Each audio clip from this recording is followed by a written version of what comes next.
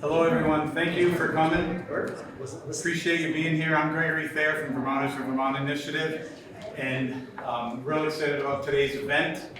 We last night, I'll go back a little further. Yesterday afternoon, we did a TV interview with these three fine voices in Rutland on my Conversations with Gregory show. That'll get out. We'll get that today. Orca TV's here for today, so that's beautiful. We really appreciate you folks being here. So today what I'm going to do is, I'm going to start, I'm going to try to introduce everybody. This is Sharon Demas. She is the president of the National Organization of Election Integrity Network. She is here. And Sarah Vieira. I'm going to get it right by the time she leaves. Sarah is the coalitions director for the National Organization of Election Integrity Network. And they both came in from great distances to be here with us. And last night was great. It was an overflowing crowd down in Chester. It was beautiful. So Thank you. thank you. Yeah, they love being here. They're going to move here. Well, we gotta talk about taxes first. Taxes in Maine. Everybody knows Rob Roper, who does a lot of great work for us and everything. And we have Ed Wheeler. Ed is from Middlebury, and we've done a lot of work together. And recently, a couple years ago, we did the Americanism versus Marxism symposium that Ed wrote, and I helped market. Martha Hefner, which is right in the back there. Hi, Martha. Thanks for coming. And so we got that. We worked together, and Ed is still doing that. I just want to, for fair disclosure, Ed is a pastor, and he has a beautiful church up there in East Middlebury. And then we have the great representative from Orange County, Mike Tagliavia, who's doing some great work for us, as is our great senator from my county, Senator Terry Williams, and we just love that guy. He does so much work for us in Rutland. And then we have V.L. Coffin from Weathersfield, Windsor County, who's doing great work for us in his committee and on the floor. And unfortunately, Cavendish. Weathersfield too, right? Well, Cavendish, Weathersfield, and Baltimore. In Baltimore, right. I knew there was three, but, what towns are you in, Michael? Corinth, Orange, Washington, and Vershire. You have Is four. Orange one, yes. Orange one, okay. And the great senator is from all of Rutland County and then some. So we're gonna start today with the I'm sorry. Kevin's not speaking, but he probably has something he'll add to us. Kevin Winters from Ludlow, which is Windsor County, and two towns in our Rutland County, both Shrewsbury and Mount Holly. So I really appreciate y'all being here and these representatives. They're busy, so if you see them getting up and getting out and stuff like that, it's nothing that we did, they're just busy. So we are gonna try to go a little past 1 till like 1:30. They may not be here to the committee or floor or whatever, but they're here now. They do wanna hear your questions, so what I'm gonna do is I'm gonna start with their presentation, and then I'd like to get a couple questions. If anyone has questions for the representatives, we'd like you to ask them. And then we'll go back into the rest of our program with questions and presentations from these folks. So we're gonna mix it up a little bit, but I hope you're with us till at least 1:30. Thank you very much for coming. Give yourself a round of applause. So ladies, the floor is yours. Thanks. And thank you so much for coming out. It was a beautiful ride up here. I am from New England, I'm from Rhode Island, but it was a beautiful ride up yesterday, so, but just very New England, picturesque towns, it's really great. So I'm from Election Integrity Network. It's a national network, and I've been very lucky to be able to start working on state coalitions, and we do have 30 around the nation. I'm going to show you a quick video of our, you're going to hear Cleta Mitchell, who is our founder, and she has been in the election integrity realm since 2001 or 2002, and prior to that she was a state legislator. The Declaration of Independence says that governments derive their just powers from the consent of the governed. And the way we as Americans give and withdraw our consent is through elections. If we lose our ability to withdraw our consent, then we've lost the very essence of being a democratic republic. And that was The Declaration. And that was Cleta Mitchell. That we actually had a New England summit where we have coalitions throughout New England, all the states, And we met in Worcester in November, and Cleta came down, and she just kind of talked to all the states, legislators, election officials that we had at this event. It was great, and she just kind of gave some firepower to what everybody was doing. So, first I want to talk about Election Integrity Network. This is our gold standard, if you will, the U.S. Citizens Elections Bill of Rights initiative. We do have postcards we can pass out to everyone that has a QR code on it, but you can also go to our website and find these documents that Sharon and I are going to go through today. So if you are interested in learning more, you can go to www.electionintegritynetwork.org. So definitely this document is on the first tab. And what we did in with our state coalitions is we asked them, or Cleta asked them quite some time ago, what's important to you in your state? What are the things that you're coming back with the grassroots? What are some things that you're finding in your states that are important to you about election integrity? And this is how we came with these 10 tenets of our Elections Bill of Rights. If you look at it quickly on the screen, you'll notice some of the most important things are things that we're talking about today in their culture, in national culture, nationwide, is having only citizens vote. And that was something that came up as like the top concern. We only want U.S. citizens voting in our elections in any manner. And the second tenet that you'll notice is also a pretty hot topic these days is having a voter ID, a picture photo ID for our elections. And that's was the second. And if you go down, talking about restoring election day, getting confidence with citizenship and making sure that there's residency requirements, talking about accuracy and transparency with your auditing procedures. What does that look like? What does the reconciliation look like? Talking about citizen standing, stopping billionaire concocted election schemes that would be like ranked choice voting, popular vote versus national popular vote. So these are the things I would encourage. Oh, the other thing I didn't talk about was also protecting the military vote, but separating that from overseas voting, overseas citizens. So definitely take a look at that. That's what we consider this to be, with what we would like all our states to be able to discuss and have close those loopholes in their state election legislation. What we did was when the states came back, we came up with this Elections Bill of Rights. We went to Rasmussen polling, and he did some polling, took voters, and said, hey, what are some of the most important things for your election integrity in your state? And what he came up with actually reconciled what we received from the states in the grassroots with the Citizens Elections Bill of Rights. This is direct from the research polling that was done. And if you can see here, for instance, requiring states to regularly clean voter rolls is 91% was favored. Another one is requiring that the number of ballots submitted match the number of votes to ensure that there's accuracy, 88%. Requiring voters to show photo ID confirming citizenship was 87%. Requiring proof of citizenship to register and vote was 86%. These are high percentages. This is the majority, right? And this kind of, it solidified our Citizens Elections Bill of Rights that yes, we're on the right track. We do want our states to be able to do this. And this is what just the general population thought as well, not just the people that are in election integrity. Right. So basically what happened when we had all of these, through the years, we were working on different national groups to talk about our elections, what's going on in different tenets of elections.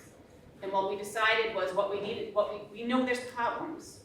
We found things with voter rolls, national, voter ID.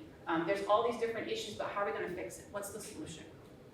And what we came up with was we really need to get some engagement with working with our legislators in all of the states to be able to start working on making some movement with policy. And that's how we came up with these policy groups. These are policy groups that we hold via Zoom with national leaders that really have a good hold on these specific topics. And you can join one of these Zooms. Again, it's on our website. These are the registration links.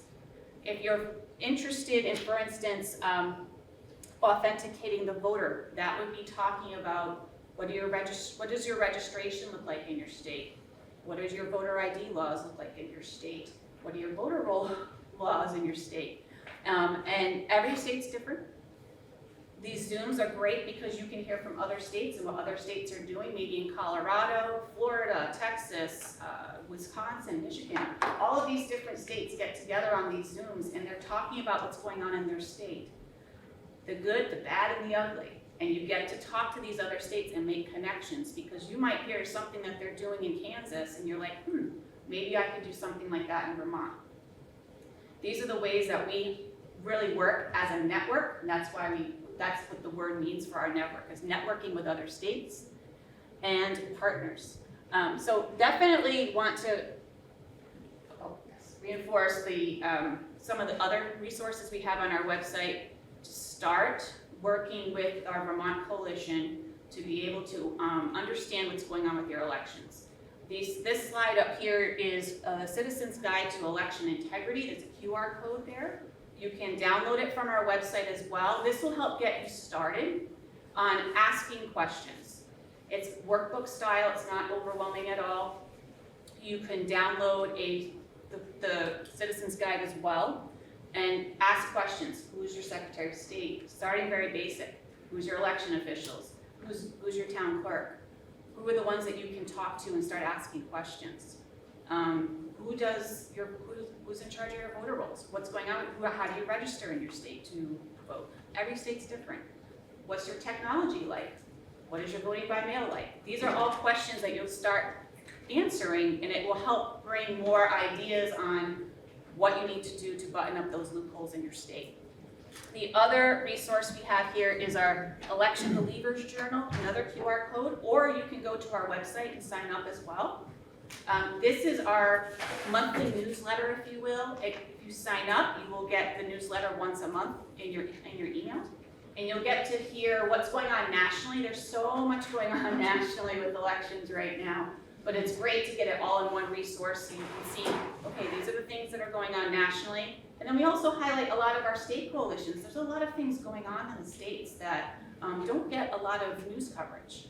Again, the good, the bad, and the ugly. Things going on in Fulton County, things going on in Maricopa, things going on in other states that you might not hear about that are doing a fantastic job, like Missouri, Wyoming. They're doing a fantastic job with election integrity. So it's always a great to keep on your figuring out on the pulse of what's going on. And so thank you so much. I know I was a fire hose of information, but definitely go to our website here, electionintegritynetwork.org. Follow us on Facebook, Election Integrity Network, and then follow us also on X. We have a lot of information that we're doing right now with the Save America Act, and if you have any questions about that, please do ask. So thank you so much for your time. Thank you, Sarah. These are the cards that Sarah was talking about, and there is a QR code. That's a QR code, right? Yes, it is. Yes. You can't see it. We'll make sure you all get one of these. There are flyers, handouts here, and we did a lot of handouts to you. So, Sharon, would you like to add to that? I think Sarah did an amazing job, but really, we want to put the focus on everybody who's speaking about Vermont issues. We're here to support the Vermont Coalition, and happy to answer any questions anybody has about national issues or especially the Save America Act. Okay. So what I'm going to do now, because I'm really respectful of these three and Kevin, these four legislators' time, and if they get called up. So would you all like to, we'll start with DL, start with Michael? We'll start with Michael. Okay, and then give a brief statement, and then if you have any questions that are really geared for the legislators, please ask them. So if they do have to leave, they can.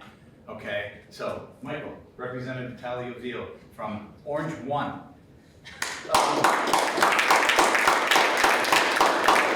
I was surprised but relieved that I actually, at town meeting in my own hometown of Corinth, was asked about election integrity at town meeting day. I do have a bill, H70, that's on the wall in government operations and military affairs.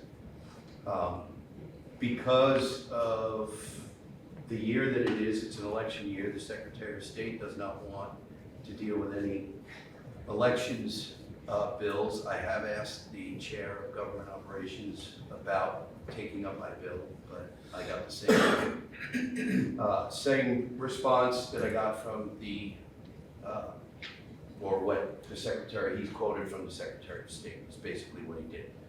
But there's a couple of things that I wanted to talk about. First is, back in 2018, I was told that Vermont had one of the most secure election systems. I think because it's mostly small town and everybody knew everybody. Fast forward to today, only a few weeks ago, we were at a public hearing for bylaws amendments. And the chair of the select board, before she opened the meeting, actually said to look to your right, and if you don't know the person to your right, introduce yourself. And she said, there's so many new people in our town. And it's just, it's one of those things that people don't tie not knowing who's in your town, or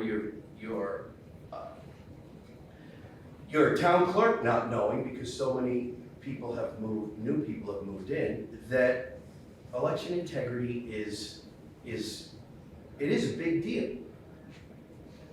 The one other thing that I'd like to point out is, in Vermont, we have to have some sort of uniform definition of what a citizen of Vermont is defined as. If I'm a hunter, if I want to hunt and buy a resident hunting license in a state, I need to be a resident for 6 months. Otherwise, I have to buy an out-of-state hunter's license and pay the extra for them. To register currently in an election, you have to just state your intent to be a resident. To get on a number of government programs, same thing. So same-day voter registration, thing like that, same-day registration for a lot of things. That is another thing that needs to be squared up in the state of Vermont. And I know there are a couple of issues, I think, with respect to healthcare issues and stuff like that and government programs, there's some issues with that. But I don't think in this body, with all the things that we have on our plate, that we couldn't make room for that. It's the political will. And right now, unfortunately, we don't have the political will. And what I mean by that is we don't have, where the people who want this kind of election integrity are in the minority still. So that's one of the things we need to work on. And I don't know that there's that much more I need to say. And I'll be happy to answer questions when we're all done, but I'd like to give the other representatives. Senator Williams. So I'm gonna stand up so I can project my vote. So, and I'm from Hoadley, Vermont, small town. I was on the select board for 10 years. I was on the BCA. And I believe that, other than the fact that my mother was the town clerk and she was the first town in the state to actually get a tabulating machine, that by and large we do have safe elections. Although if you plug it into the internet, you can't trust anything. So I'm not gonna make this about me though, I'm gonna make it about you. So like, everybody in here can make a difference in election integrity. I mean, when you have people on your select board, your planning commission, your school boards, your BCA, and you don't know anything about them, basically that's our problem. And we need to understand who our government is at the local level, because by the time you get to my level, things that could have been fixed at the lower level end up getting really cumbersome up here. And we need to figure out a way to do that. But the first thing we need to do is we need to get away from mail-in ballots. I was in the military for a few years, and I actually got to vote absentee ballot. I think we should continue. If you're disabled, there's a way to get you a ballot, get your ballot in on time so it counts. But just because the state of Vermont Secretary of State wants to have mail-in ballots, for whatever reason, well, I'm not going to point fingers or make any accusations. I don't think we need it. The other thing is we need everybody to buy a hunting license. You got if the license sales individual doesn't know you, you got to produce a license. You got to produce some form of ID to prove that you're a resident. Or if you're not, then you've got to pay the extra So I'm all about election integrity, I'm all about showing ID to be able to vote. And when you get to a small town, everybody knows everybody, not anymore. That's all I got. Thank you. Leo comment, and don't forget, it's from Okay. Cavendish, Yes. Baltimore, and Weathersfield. So, thank you. I'm not gonna stand, I tend to speak in a tone of voice that ensures I will not be misquoted anyway, so I'll just sit here. I'm on House Government Operations, Military Affairs. We had passed through H 541, which is an act relating to interference with voters and election officials. And we're now looking at S 298, an act relating to creating the Vermont Voting Rights Act. Both of these bills address certain issues with voter integrity, with voter intimidation, to make sure we have free and fair elections. Between the two of them, what we're looking at is getting Vermont in statute as close to the federal election laws and protections as we can. What we need to remember, and as far as voter ID, I want voter ID. Mail-in votes, there's always, since I can remember, since I was voting, back when I was in the military, absentee ballots. Any American, any Vermonter can request a mail-in ballot. You don't have to, for your own reasons. You're not gonna be home, you're invalid, you're sick, you're elderly, whatever the reason. You can request those on your own. I don't believe in universal mail-in ballots. I understand the reasoning back during COVID, when we had the lockdowns. I didn't agree with the lockdowns, but I understand it. But I think in a mail-in ballot, you should somehow be able to find a way to provide a copy of your ID to let people know that it's you that votes. Okay?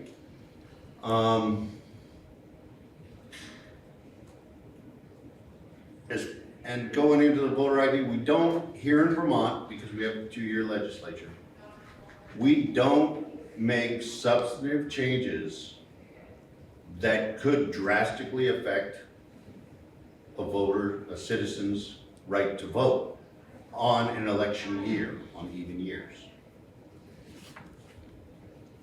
The Secretary of State's office needs time to prepare. The town clerks need time to prepare. Our town clerks do an immense amount of work for our voting. So we need to keep that in mind, okay? That if we're gonna make substantive changes to election laws, they need to be done in the first year of the biennium, so that we do not disenfranchise voters. The reason we're looking at these bills right now, this year, in an election year, and part of it is due, in fact, to Calais v. Louisiana, that could be coming up to the Supreme Court shortly, which could make substantive changes to election laws. So we need to make sure Vermont's protected, that all of our citizens, this is not a red issue or a blue issue, this is a Vermont issue. This is a Vermont citizen issue. And every citizen should be concerned of this. So, Thank you, what Vito. we're trying to do is voter integrity. Make sure as many people can vote, and make sure that it's citizens that vote. Thank you.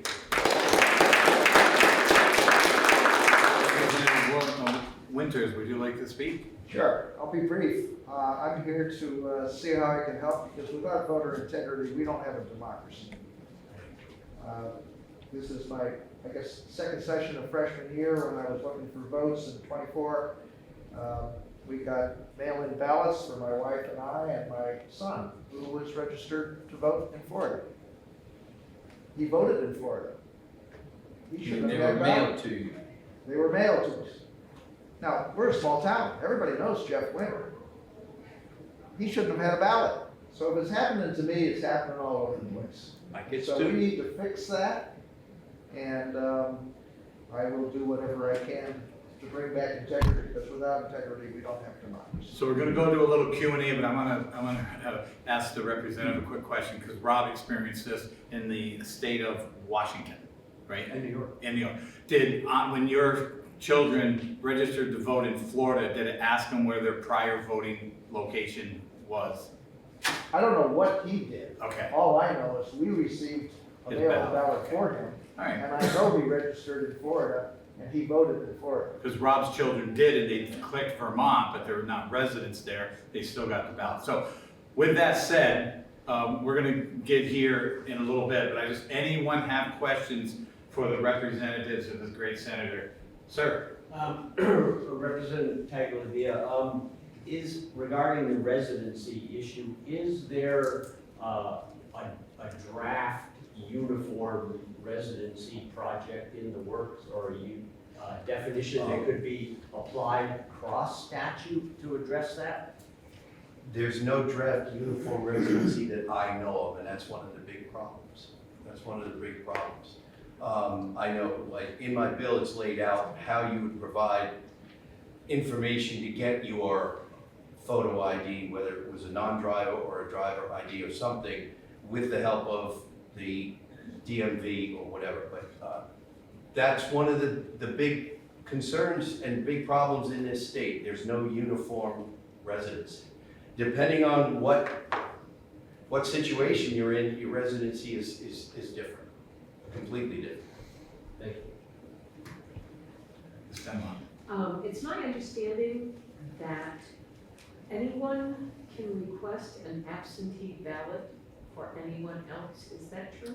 That I do not know of. Because this is what I am hearing from our town clerk, is that I could request an absentee ballot for Mary, who, as long as it's the same town, okay? I could call the town clerk's office and I could request an absentee ballot for her. That I need to find out the answer for you. I cannot answer that question right now. Well, that is, Without- Parents can absolutely do it for their children, because I've done it for my kids who were in college. I've sent the email to the town clerk and said, send the ballots. They won't send them directly to me, they'll send them directly to the address I provided. I can tell you that in Rutland City, we just went through that right in mayoral election, and I had some people that contacted me about absentee ballots. And the clerks there, Tracy and Sarah and Susan, said that they have to call themselves and request them. Not saying that Sharon or anybody was wrong, but that's how they did it in Rutland. And I know Tracy Kapuska, our city clerk, runs a great office there, but I'm not sure what the law is. But he may know. it's not that way in every I know town. 10 or 12 years back, there was a little ruckus that certain political groups were requesting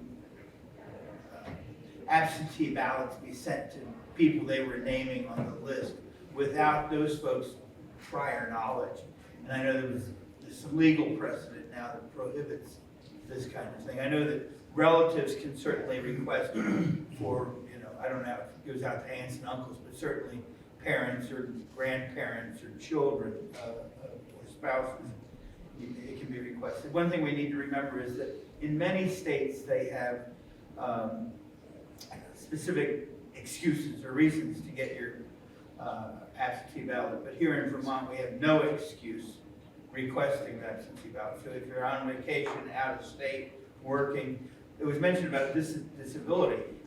In that case, the law provides for 2 justices of peace to go to the residence of the disabled person and assist them in whatever way they need to be assisted to score their ballot and have it returned to the clerk. Okay, You so, got a question? over there. Yes, sir. I don't have a question, I have a story to tell you. And I'm speaking from some handwritten cryptic notes. But I'm from Middlesex. My name's Dexter LaFavor. And I'm happy to report that our town budget is up for reconsideration due to petition in our town. And I was researching voter participation at town meeting, and it was over 100 people, 100 or 110 people. And that represented about less than 10% of the population, and even a smaller percentage of the number of registered voters. So this is what I found out. In 2020, our population for the US Census was 1,779 people. In that same year, voter turnout for the national election was 1,531. I was pretty impressed with that number. That's 86% of the population showed up. I didn't even think 80% would be of eligible age. But the number of registered voters in town was 1,943, according to the Secretary of State's office, which exceeds our population by more than 150 people. So that's my story. We've got our vote up for reconsideration May 9th. There's not a lot of unity amongst the opposition, but I'm hoping for the best.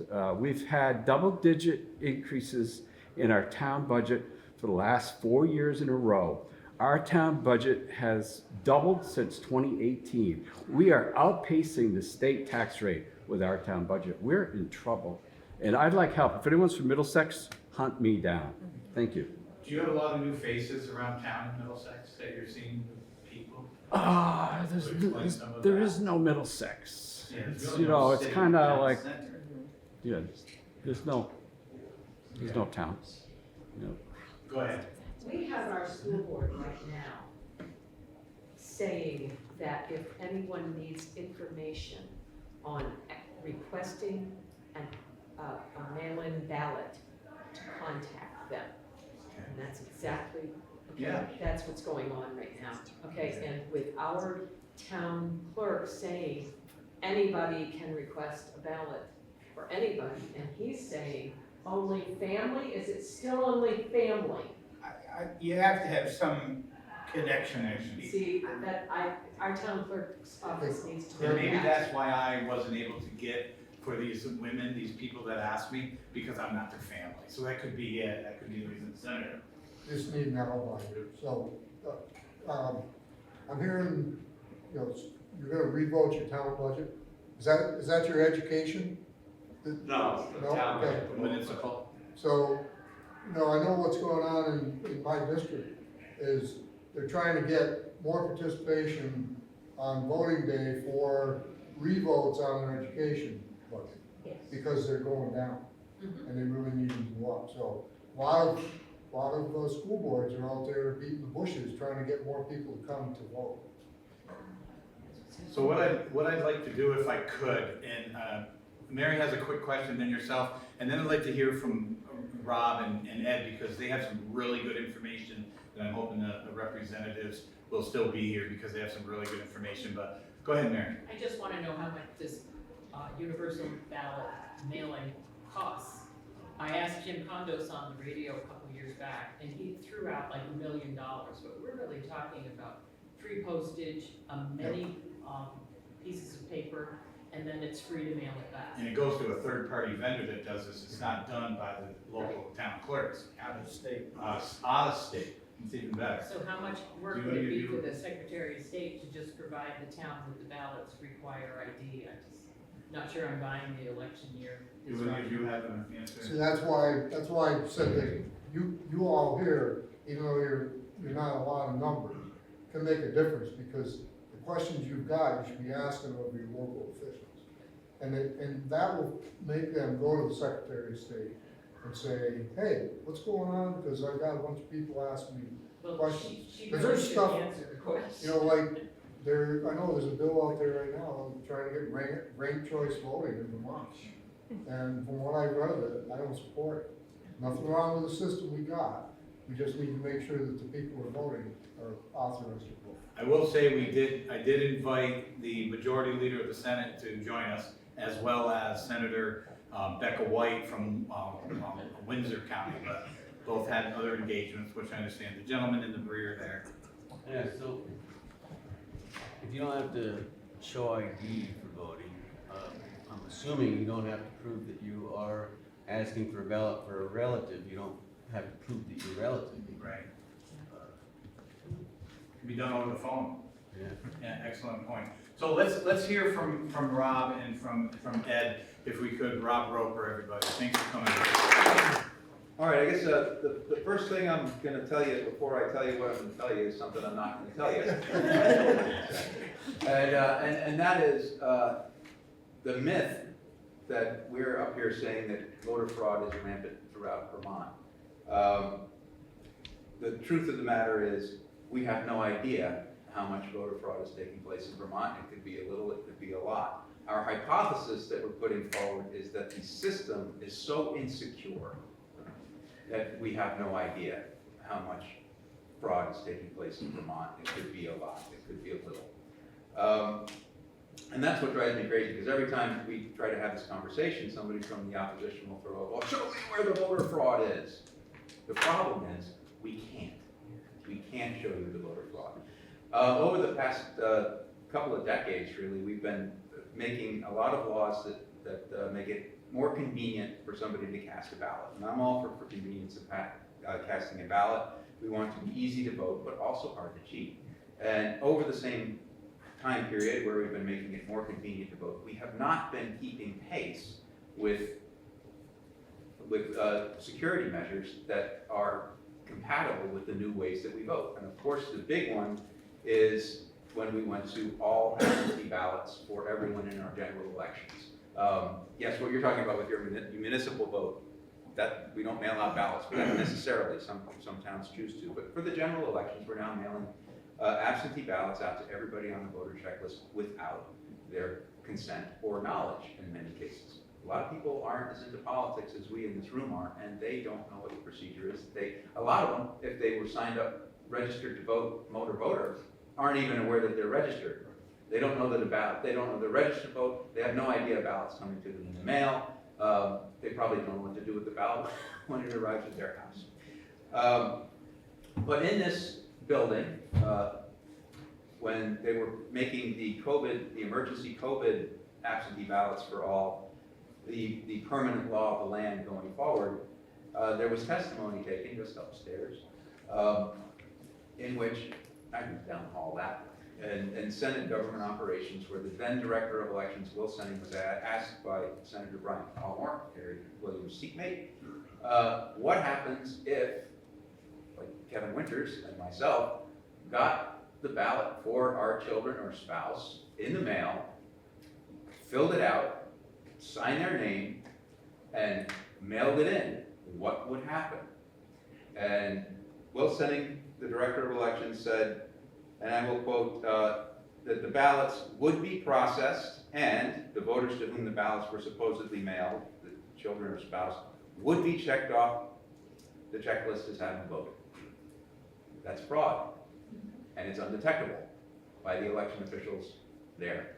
A further question, this one was upstairs, which was asked by Representative Mark Higley of the Montpelier City Clerk, John Hodem, said, if I do this, if I fill out somebody else's ballot, sign their name, and send it in, how would you catch me? And the answer was, we can't necessarily catch you. And I'm going to edit and remove the necessarily. We can't catch you. And another question was asked by Representative Samantha Babe of the Barry City Clerk, who is now a representative sitting on the Government Operations Committee here in the House today, said, if somebody doesn't want to vote, and a lot of people don't vote, and somebody gets hold of their ballots and sends it in, how can you tell? You can't. You can't. And Dawes' response was, that's an opportunity that's out there.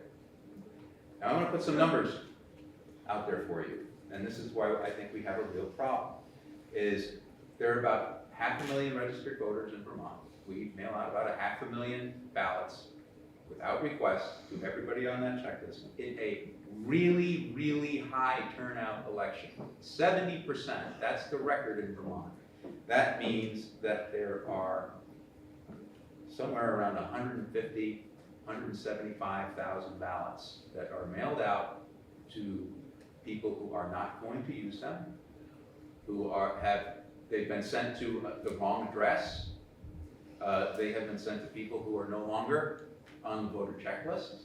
And every one of those 175, 150,000 ballots is an opportunity for mischief to take place. And if they are collected systematically, they can have impacts on the outcomes of our elections. So, and most of these ballots are going to find their way. They're either going to find their way into the wood stove and burned up, or they're going to get sent back to the town clerk, or the postal service is going to collect most of them. But if just 5% of that 150,000 in a high turnout election are somehow misused, that's 7,500 votes. John Rogers, the lieutenant governor, won his race by 6,000.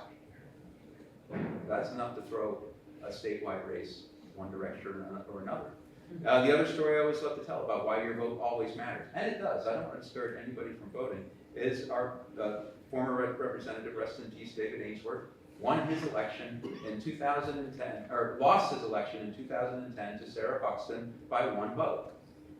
And he won that seat back in 2016, 3 cycles later, by 1 vote. That's how narrow State House and State Senate, Hull Maynard, former senator from Rutland County, won his first election by 2 votes. So in a Senate election, it can be 2 votes. 1 vote for the House, 2 votes for the Senate. This is a little bit of mischief can go an awful long way. If I got my daughter and my son's ballots in that Ainsworth race, if he were in my district, I could have swayed that election with just 1 little bit of mischief on my part.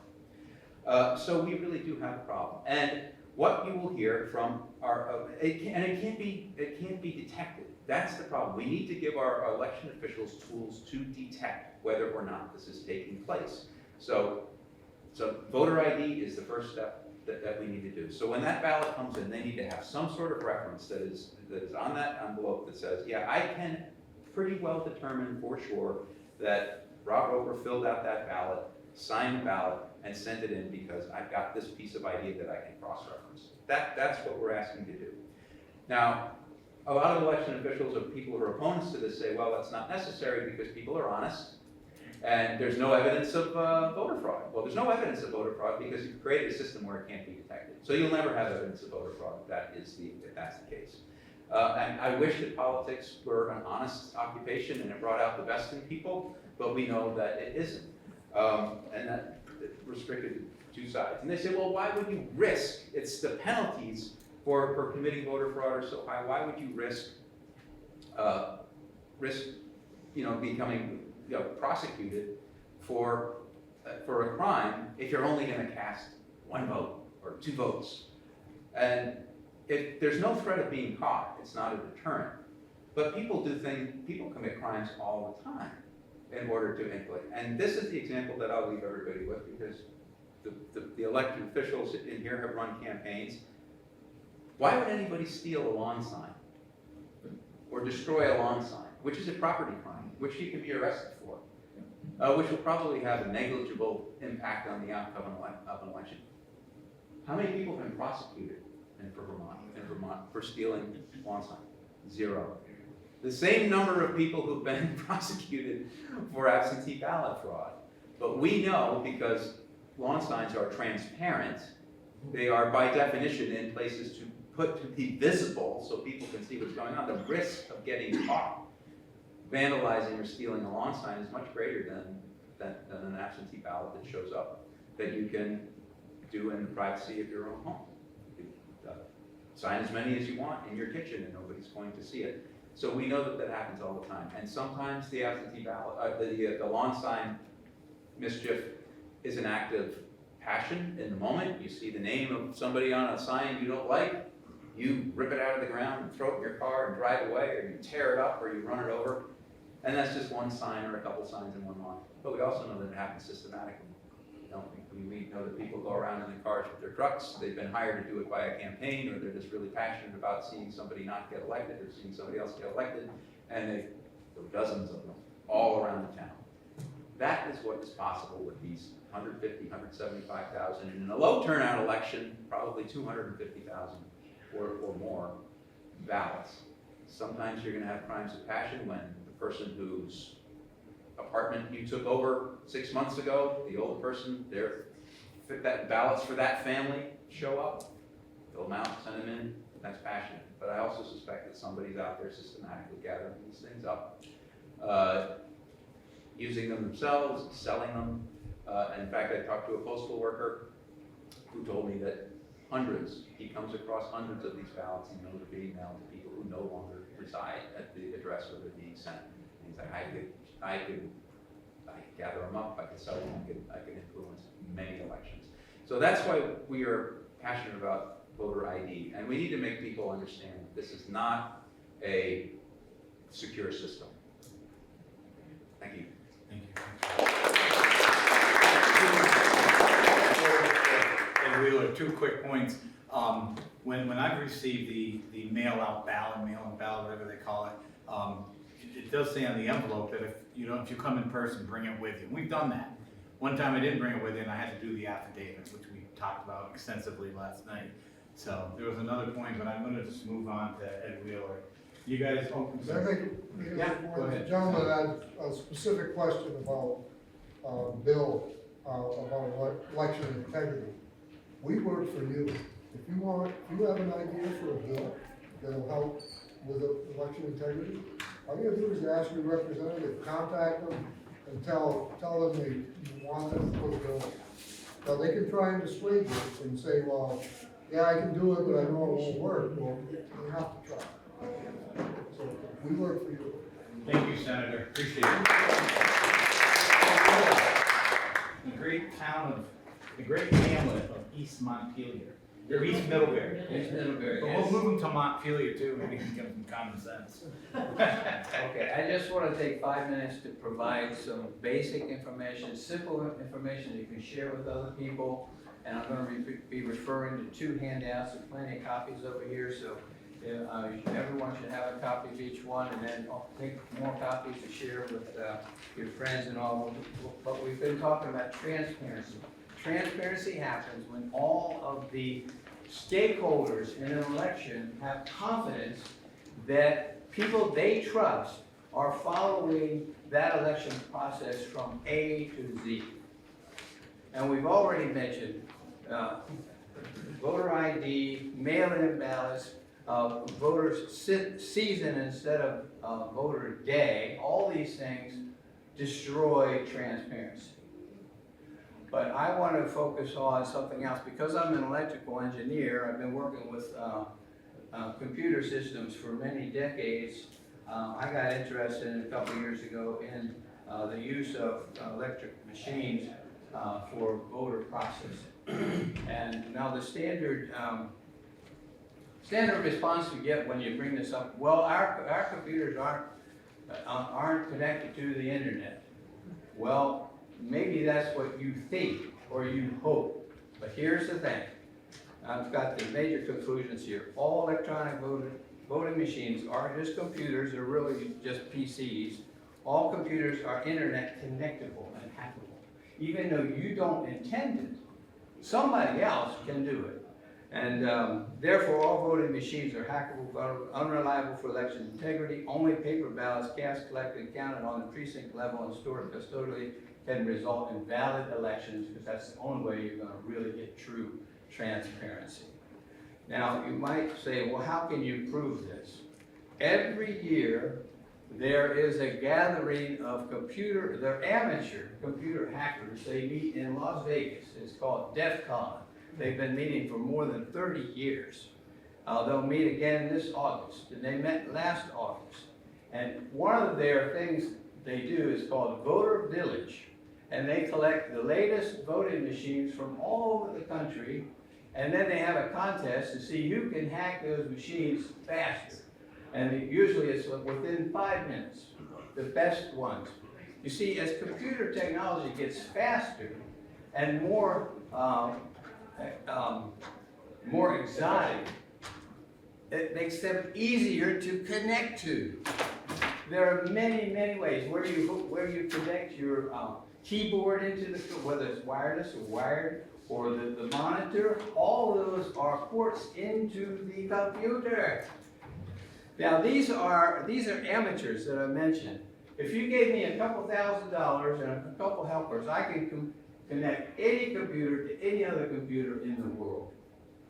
And these guys are amateurs. Now imagine if you have bad actors with access to millions of dollars, like China, hundreds of millions, and you have people working 24/7. This is all they do. They are professionals.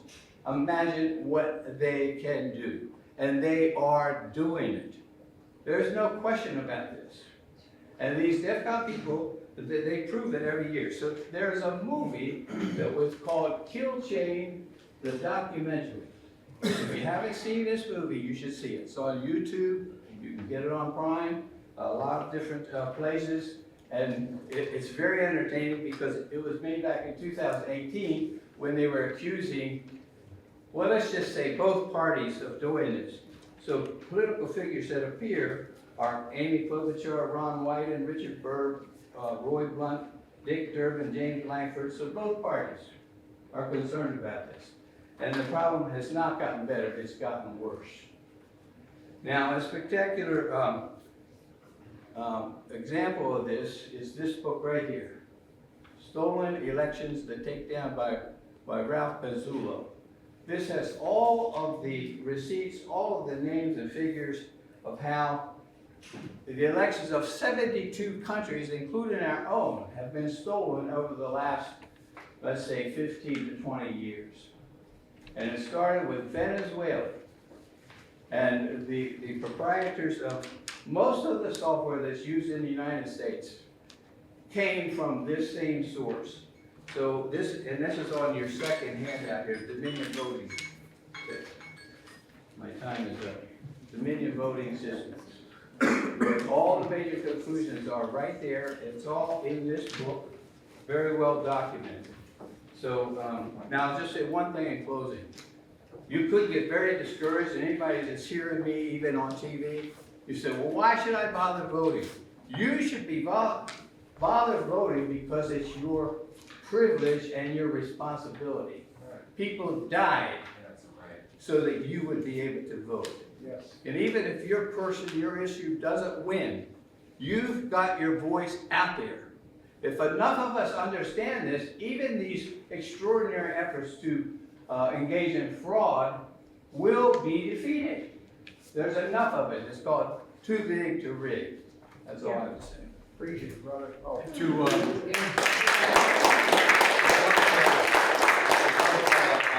What Ed said is, last night we talked about this extensively about not letting this information sit here in this room. Talk to people, talk to your children, talk to your family, talk to your friends, your butcher, your gas station people, your grocery market people. Talk to people about it and take action. Know what's going on, because this is our republic, your voting democracy. I want to recognize somebody I know has done a lot of work on this issue, and I just want to see Seth Manley, who's here from the Burlington area. Seth, from your spot there in about 2-3 minutes, can you give us a quick, and then we'll get into some Q&A for everyone. Is that fair? Seth, go ahead. Sure, yeah, my name's Seth Adam Could Manley. you rise? Oh, yeah, Of course, sure. thanks. My name's Seth Adam Manley. I've been working on this kind of the whole issue for quite some time. I can't really get a lot done. Like the gentlemen say, we can't do anything until we change laws or get more momentum. So really that's what we need to do. If anybody's concerned about this stuff, we really need to get the word out and explain to people, what the issues are. That's the biggest thing. I agree. And I think universal mail ballots is one of the biggest problems we have. The rest of it kind of fall behind that. So.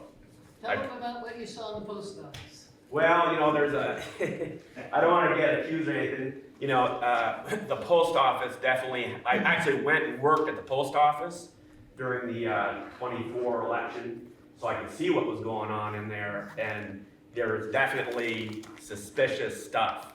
I actually did a documentary on it. The problem when I was working there is there's a federal law that says you can't take pictures inside of a federal facility. So if they, you know, if they connect me with it, I could potentially be facing jail time, so. Sorry. But, so, you know, and I did not find anything absolutely conclusive, but all the indications were there that there was something going on. And you should all know that if you mail your ballot, it most likely goes out of state for processing. Most of the people I work with at the post office were, you know, very reliable, very honest. But even they don't know the exact routing that the mail goes. And the routing can be changed by politicians. So. Thank you, sir. Appreciate it. Any of the panelists have a comment before we get going with more Q&A? Via? I just want to say one thing, and I said this when I ran for election the first time. I'll say it again to people. It doesn't matter what party you're in. It doesn't matter what you think of one opponent or the other.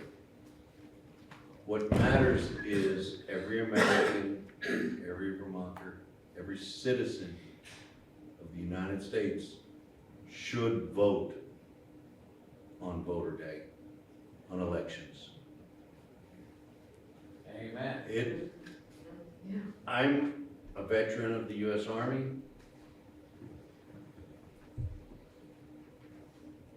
I have friends that gave their lives so strangers could vote. If anybody thinks voting's not worth it, when I was in Iraq with Task Force Sabre here in Vermont, we were in Ramadi in Al Anbar province back when it was the Wild West, helping to set up their first free elections after Saddam Hussein. I got to watch people risk their lives to vote, where insurgents would kill them for voting. Women, men, women who for the first time in their life got to vote. Women who were restricted from learning how to read because they couldn't go to school. Stamping their finger in ink and pointing to the picture they wanted for the winner. And that's how they voted. In that society, you don't see very many people, husbands and wives, showing any sort of affection in public. But to see husbands knowing how much they love their wives, covering that lady's hand so he could get her home or get her somewhere she could clean her finger, because if insurgents came into the village, at best they would cut their finger off, at worst they would kill them. To watch people that our soldiers helped to vote in their first free elections ever, people risked their lives to vote, and people here in America can't risk missing Dancing with the Stars. Right. It's appalling. Everyone needs to vote, regardless of party, regardless of feelings, regardless of thought. My vote doesn't count. Think about the people, not the ones that gave their lives for you to vote, but the people around the world who risked their lives to cast a vote in their first ever free election. We Vermonters did that for them. We Vermonters gave our lives for them to try that. We Vermonters need to get out and vote every single time. That's it. thank you for your service, and also Senator You were Williams. worth it. And our friend right there, Rusty, was running for the Senate down in Wyndham County. So, Senator Williams. Just to follow up on what the elder said, you know, we did the same thing in Afghanistan. And after the elections, there were a lot of people, a lot of men and women that were walking around with that finger cut out. By the Taliban, because they didn't want them voting, because they don't want democracy in there. And when I was a kid, we used to pay to vote. We had to pay a poll tax, $17. And you know what? When you got a process that you don't have to pay into, you know what it's worth? Nothing. The reason we don't have a poll tax anymore is because somebody in Vermont found out and pressed it, found out it was unconstitutional, because you can't make people pay to vote. So just take that home. It's our responsibility. If I got a friend who's in a nursing, and town meeting day, he came up to me and said, I want to vote. Can you get me a ballot? I went to the town clerk, she says, yeah, no problem. So you're just gonna give me your ballot, so I go, no, you have to have 2 people. Now, I don't know if that's a state law or a Secretary of State responsibility, but, so 2 people have to be able to bring an absentee ballot. We got a lot of people in nursing homes that know the responsibility for voting and want to do it. And we gotta find a way to get ballots. Thank you, Senator. Let's start back with Ms. Hefner. So first up, I apologize. Can you stand, Martha, so we can get you on video? And there we go. I don't know how many people in this room may already be aware of this, but Samantha Laffitte was my rep. She was on the government op committee that I had sat in on for a number of sessions with what I did with commercialized cannabis. But she took it up as a freshman, very early, talking about the concerns that she had on voting and voter integrity concerns. It was Sarah Copeland-Hanses, who is the chair of that committee, who made the arrangements. Oh, come on, we could just let anybody go to the nursing homes and the senior centers and things like that, pick up their votes for them and put 25 of them into the ballot box. That was our Secretary of State's sense of what was reasonable. This was at the time when we were also seeing that number of ballots being stuffed in votes in other places that were being just dropped in, okay? So in addition to that, we also had, well, I'll leave it at that. It's just I have seen our Secretary of State do things that are not really in the best interest of our election integrity process. Quick question for you.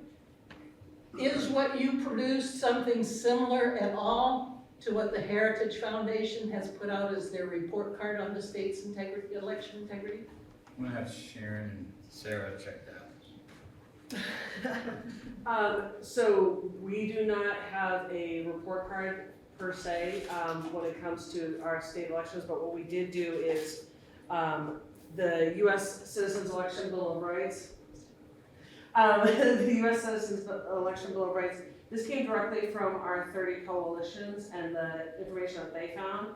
And what we've asked them all to do is go back to their state, look at their statute and compare it to this, so we can have an idea where the gaps are and figure that out. And that's how we're identifying the issues that need to be prioritized in the states.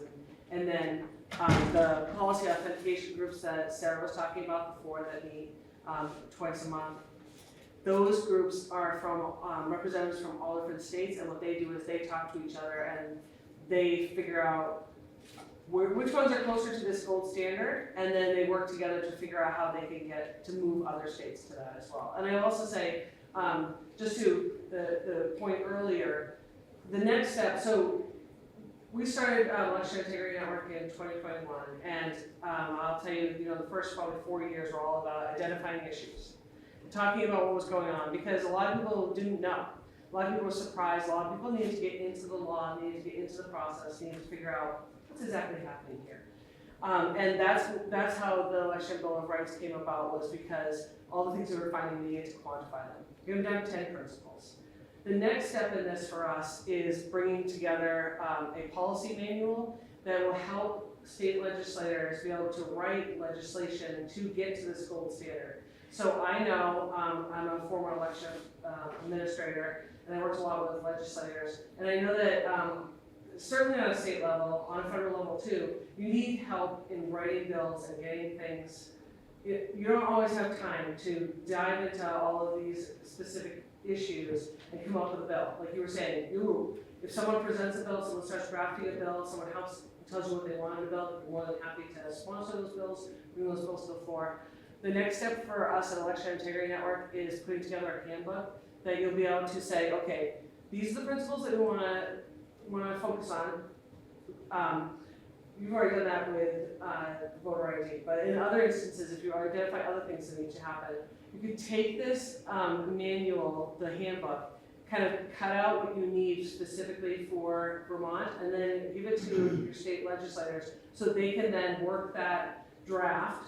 Get them a little further along in the process. Give them that draft so then they can take that to Ledge Council or wherever they need to take it and make that into legislation. So scorecard, no, but we do have a really good handle on what's going on in each one of the states because of our state coalitions, because we're a national organization, but we turn to our state coalitions when something's happening in their state. We don't tell them what's happening in their state, we ask them to tell us what's happening in their state.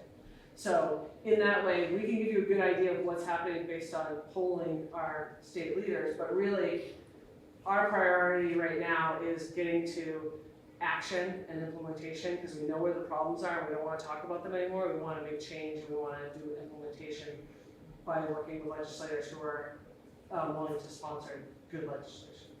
Thank you. The Just a quick PS. Yep, go ahead. The Heritage Foundation gave Vermont one of the lowest, I don't remember exactly, but it was in the bottom 5 of all the states. Well, I can tell you, for example, that our Tennessee coalition would not agree with the score that they were given. So I think the thing is that we've found that it doesn't necessarily match up with what we're hearing directly from the state leaders who are on the ground. Yeah. So that's where we have. Their organization does a lot with resources and helping all the coalitions that Sarah has worked to set up, and they're trying to get all 50 states. I was gonna see if everybody was paying attention, I was gonna say 51 states to see who yelled at me. But real quick, I also wanna say that we're very fortunate here, because we've got some great people working on this and working and going through the laws, like this guy here and his partner, Ben Kingsley. They do incredible work, and I know Jeff Comstock is doing a lot of work, and I know Seth's done a lot of work. So there's people out there doing this. We just need to bring everybody together to help our legislators. And then we have to, as we, the people, we need to educate everybody. And that's what Vermonters and Vermont Initiative is all about, is education. It's an educational platform. And we've been doing a lot of stuff since I started this in 18, a lot of these town halls and everything. So, but again, it can't happen without you, without us, we, the people. So please don't let it sit here. So next question. All right, so one of the things that I've heard, one of the things that I've been hearing, and we talked about this last night, but good to see you again, Rob, and to you both as well. How about me? It was good to see you again. What's that? Oh, I see every Sunday. It's all good to see you. One of the issues that I've been hearing is issues regarding voter fraud, getting out into our communities, and that's the people to vote for our candidates. 2 questions about that. Number 1, what kind of methods can we use to do the most important thing when it comes to campaigning? And that is connect with the voters. That's question number 1. Because I'm here to tell you that if we do not take that first initiative of connecting with our voters, then what kind of favors are we doing for our campaigns? That's question number 1. Second question, maintaining relationships with those voters. I cannot begin to tell you how many people I've conversed with from Bennington, Brattleboro, Ludlow, Rutland, Barry, Burlington, you name it. And by the way, if you don't think that this issue happens in state of New Hampshire, you're wrong, because it does. If we have a candidate for whichever party it is that our candidates are running for, whether that's Republican, Democrat, Progressive, Independent, Libertarian, I really couldn't care less. What I do care about is, are those elected officials going to work equally as hard to maintain relationships they've already made with their voters, not just constituents, but voters? And in my experience, there is a difference between constituents and voters. And what I mean by that is you will have constituents that will continue to vote in favor of one candidate or another time and time again, regardless of how much they approve or disapprove of the job that they're doing. And in other cases, with voters in general, who's to say that several years down the road, that voter might change his or her mind and say they would like to go right ahead and vote for a different candidate. So people are very upset in the sense that after a candidate has been elected to office, it's the classic turn around, goodbye, see ya, but we'll see you again next election season, and then we'll ask you for your vote again, and then we'll go ahead and pretend to be your best friend. What kind of favors does that do for any candidate that's running for office? In my opinion, in my estimation, and I hope I'm wrong about this, and please feel free to launch as much backlash as your heart desires, that does not do a campaign any favors. And by the way, like I said, people all over the state of Vermont they're not just upset. In some cases, they're furious about this. So those are my 2 questions. Thank you. Who would like to take the representative? I'd like to say it's a symbiotic relationship. The voter's responsibility doesn't end when they're done voting. I get a lot of interaction via email. I've talked via phone with some. I've spoken to people at town meeting and select board meetings and planning commission meetings. I've gone to regional planning commission meetings to try to stay in touch with voters. I'm on social media trying to stay in touch with voters. I do a lot. I'm better at speaking than at typing and writing. So I try to do as best I can with outreach. It's going to vary, but that needs to be a symbiotic relationship. It needs to be equal on both sides. The responsibility doesn't end when the voter puts their ballot in. Paying attention, it's one of the things that I'm going to go a little bit off on a tangent, but Act 181 and the attention that it has gotten is one of the things that I'm very happy that it's gotten that attention because it has gotten voter engagement. And I just was on the phone earlier with someone about this. That's what makes me so optimistic after seeing the engagement. People waking up and realizing that if they don't pay attention to what's going on. I do a radio show and a podcast, and I end it with stay safe and stay informed. I try to cover a lot of stuff in a short period of time. I tell my listeners, I'm giving them homework. There's only so much I can do in a certain day. So there are a lot of different things we can do. Some of our legislators are excellent at putting out their weekly or bi-weekly blogs. So it's going to vary, but it needs to be symbiotic. The Act 181 engagement is proof that for years, voters disengaged after the election. And they found out with 181 that disengaging, there's backlash to it. So I hope I was able to answer your question. Well, you answered my question, but you brought up another question. Hang on a second, I want to get these panelists involved. Anybody want to touch on this before Zach does a follow-up? Pastor, you're on. Okay, so if that's true, and thank you for answering that question the way that you did, because that's exactly where I was going next, to a perfect T. Is it really the voters' responsibility to simply forget about the elected officials that they have voted for, or to take it from the obverse, to shift the dynamics, is it the elected officials' responsibility to continuously provide as much transparency as possible with the voters? Because, and Senator Williams just said it perfectly. Who was that? Williams. He was just sitting right next to you. And he said it perfectly. We elect candidates to become elected, to work for us, the people. So I don't necessarily, I don't know if whether or not it's fair, and I could be wrong about this, but I don't know if it's fair to say that it's the voters' fault entirely. Oh, I didn't say it was. No, I'm not saying, that's why I said it's symbiotic. It's symbiotic, equal. Okay. It needs to be equal and opposite. Okay, so there's the source of my question. This is how much effort are our elected officials putting into providing more transparency as much as possible? You mentioned a couple of social media blogs. That's a wonderful thing. But is that as much transparency as our elected officials can provide to remind the voters about exactly the reason why the voters voted for that specific candidate when they were a candidate in the first place? I agree with the representative and what you're saying is that, because it is symbiotic. We all need to be engaged. And this guy here writes almost a daily piece on different subject matters, not just election integrity. So we need to get on Rob's Substack. We need to get on Vermont Daily Chronicles. We need to get on FYIVT, Dave Studia's online platform. And we even need to go on Vermont Digger and look at what the other side's saying. It's really important to know what they're talking about.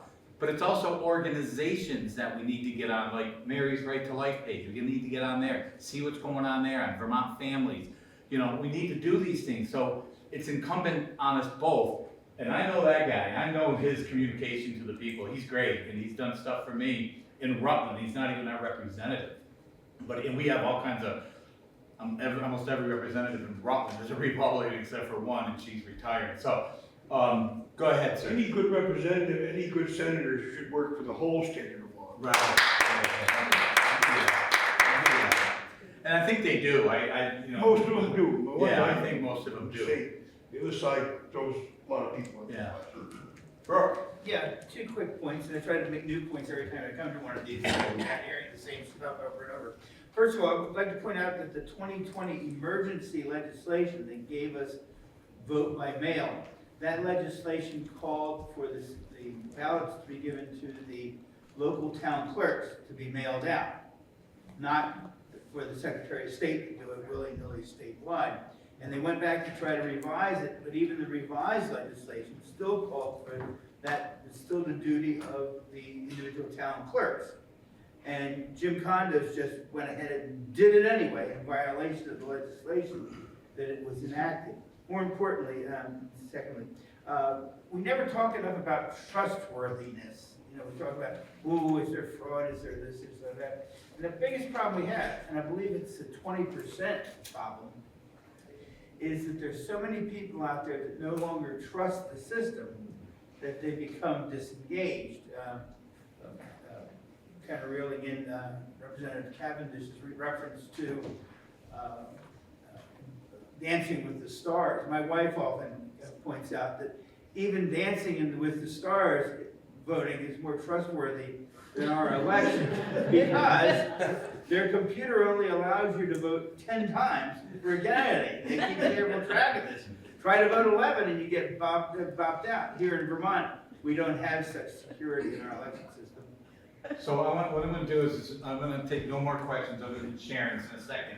But we're going to we have about 7 minutes left. I'd like all the panelists here to make a closing comment for like 30 to 60 seconds. So Sharon, please. A couple quick points. Many years ago, probably 15 maybe or more, I took the Vermont voter checklist and ran it through the U.S. Post Office National Change of Address database. I think the voter checklist had about 500,000 people on it at the time. For Vermont. For Vermont, and 80,000 of those addresses were incorrect per the database of the post office. But now that the state of Vermont is using universal mail-in ballots, they have to do that. They have to do a national change of address process in order to mail pre-sorted first class, which is, I believe, how they mail. And a lot of states require in statute that the information gained from the national change of address be used to update voter checklists. So I would think that would be a direction we might want to look. And if someone's address is changed, by the way, the mailing list gets changed and the ballot goes on its merry way. So I have a friend who used to live in Barry, moved to Topsom, and all of a sudden she got ballots for herself, her husband, and her 2 children who no longer live in Vermont and who were never registered to vote in Thompson, and here the ballots show up at their house.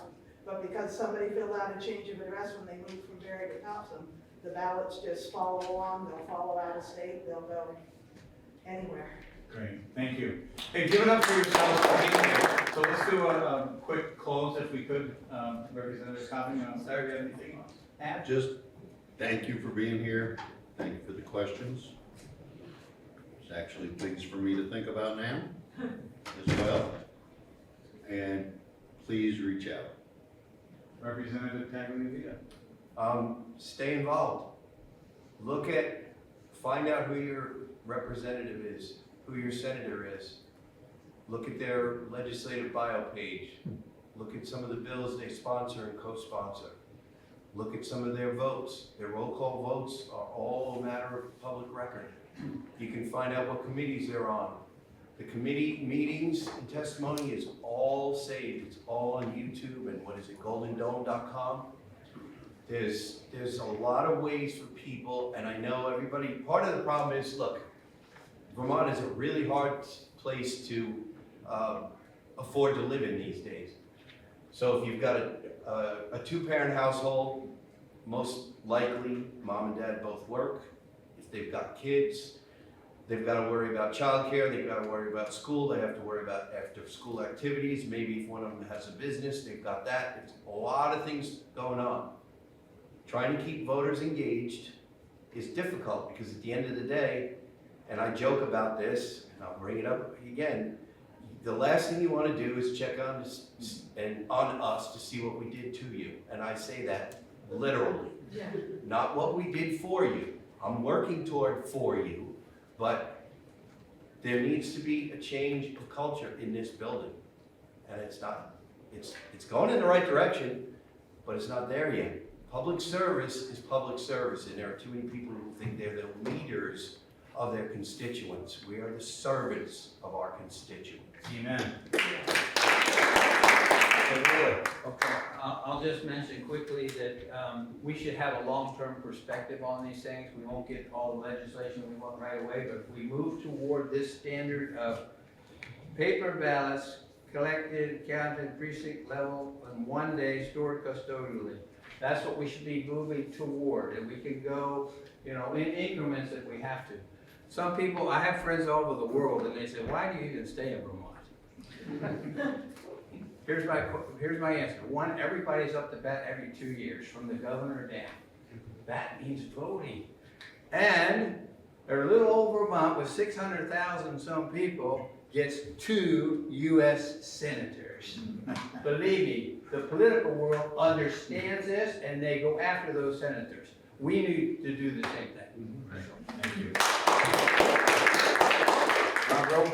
Yeah, just thanks to everybody for coming out. It was another great town hall from you, Greg. Thanks for all that you've done to organize these events, this one and all the others. Thank you. And yeah, get involved. Show up to things like this. Join Election Integrity Network New England on Facebook.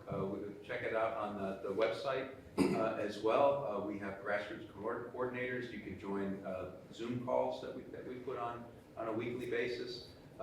Become part of the community, working for change, positive change that will bring integrity back to our election system in Vermont. Thank you. Thank you for putting this together. Thank you for having us. It's a great discussion about election integrity in Vermont, and we're here to help you. So if you need resources, please reach out to myself or Sarah, and we're more than happy to help. But you're in very good hands with Rob, and we talk weekly, at least, if not a couple times a week. Definitely check out the Facebook page for Election Integrity Network Vermont. And if you're interested in national issues, please check out our X account, which is at EI Watchdogs. And we can share all this information with you. We'll make sure you get it so you have that. And then we'll make sure everybody has a U.S. Citizens Election Bill of Rights as well. Sarah. to echo what Sharon was saying, please get involved, and come find me. I have some business cards I can certainly give you. Email me if you have questions or concerns, but we have a great team in Vermont, and they're doing some great work we just need some more grassroots coming on board to help us get all these great plans in place, and lots of the concerns that you guys addressed today can start moving the needle. I'm gonna take thank you. I'm gonna take the moderator's privilege, that one thing we didn't touch on, we talked about it on the TV interview yesterday in Rutland and last night, is the SAVE Act. So I would just like to take, Save America Act. So I would like to have the ladies take maybe 2-3 minutes, because they've been in the halls of Congress working with the legislators and the president's office and everybody on this. So if you could just give us a... Yeah, absolutely. So our founder and chair, Cleta Mitchell, helped write the Save America Act. So we're very invested. I'm the project manager for the Save America Act Coalition.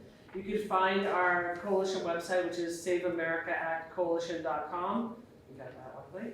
And there's resources on that website that you can find out more information about the Save America Act. I will tell you, the SAVE Act, which was the original version, passed through the Congress twice in 2 different sessions, most recently at the beginning of this year. And then in February, it was with the Senate, and it was on the board, if you will. No one was taking it down, no one was going to talk about it, there was no debate. It was just going to sit and kind of die. And the grassroots across this country got involved. We've had over 8,500 people sign our Citizens Pledge, which is on that same website, saveamericaactcoalition.com. You can sign the pledge and let your senators know that you are in favor of the Save America Act, and that you want voter ID, and you want one citizen, one vote, and you want to make sure that only U.S. citizens are voting. We sent as a coalition, sent a letter to Leader Thune with over 80 national organizations and state organizations, and luckily, through a lot of grassroots pressure and a lot of exit counts and a lot of just pressure in general from the constituents, it has actually been heard and is being heard on the Senate floor, which I know that it's a long slog, and if you're interested in how Senate rules work, which I can tell you are very confusing, but I've learned a lot about them. We also have a video on that website where you can kind of learn about how the Senate works and how things work in the Senate, which it's different than the House. Senator Mike Lee from Utah is leading this fight for us. That man is on the floor day and night. Our EI Watchdogs X account, Andrea, who does that account for us, she watches from the moment they gavel in to the moment they gavel out when the Senate's in session, so that you don't have to. She cuts videos so that you can see what's being said, and we encourage everybody, pay attention to what your senators are saying, even if they're against the Save America Act, which I'm assuming they probably are, or maybe they haven't made a statement yet. But I will tell you, so I come from the state of Maine, one of your neighbors kind of, and I spoke with our senator, Senator Collins. She's in favor of the Save America Act. Our other senator, Senator Angus King, is not. But we're asking people across the country to thank senators who are in favor, and then ask their senators who either have not come out against or are opposed, why? Why do they not want voter ID? Why do they not want to make sure that only citizens vote? Why do they want to have our votes diluted by ineligible votes? So I would encourage you all to ask those questions. The small change from the House to the Senate, making it from the SAVE Act to the Save America Act, was because they added voter ID, and that's why the name changed. It was the Super Save Act, but it became the Save America Act instead, and that's the change in name. But it's on the Senate floor. I know that I just saw a little while ago that they just recessed for the weekend. We're hoping they'll come back next week and continue the pressure. So I know Rob's been posting on the Facebook account, and Ben, and if you go to electionintegritynetwork.org, we can connect you with more information too. But I just want everybody to be aware that this is happening. It's a huge change in our elections, and it would make a huge difference, obviously, in the midterms and in future elections. But happy to answer any questions you have about the Save America Act. I know a little bit too much about it, so happy to answer any questions and help you out in any way. So. With that, I think they're going to be here for a couple minutes. I know they have another engagement. Then they're trying to get back to their respective homes, so I just wanna say thank you. And again, do not leave it here. Talk to people real quick. You already know our three stooges, how they feel against all of us here. Thank you.